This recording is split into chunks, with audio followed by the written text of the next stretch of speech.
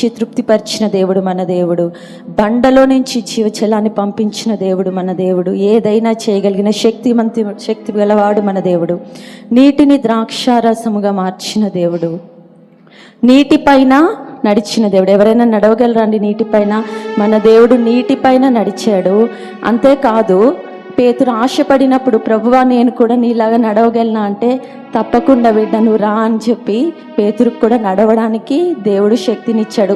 కానీ అల్ప విశ్వాసం ఉంటే మాత్రం మనం చేయలేం. కానీ విశ్వాసంతో ఉన్నప్పుడు యేసయ్య చేసిన గొప్ప కార్యములన్నీ ఆయన పిల్లలుగా మనం కూడా చేయుటకు ఆయన కృపనిచ్చి నడిపిస్తాడు.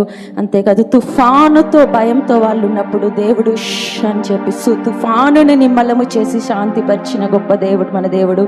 చనిపోయి 4 రోజులయ్యి శవమైపోయిన వ్యక్తిని కూడా దేవుడు ఒక్క మాటతో, జీవము కలిగిన ఆయన మాటతో బయటికి రప్పించి సజీవుడిగా నిలబెట్టిన దేవుడు మన దేవుడు. నిన్న నేడు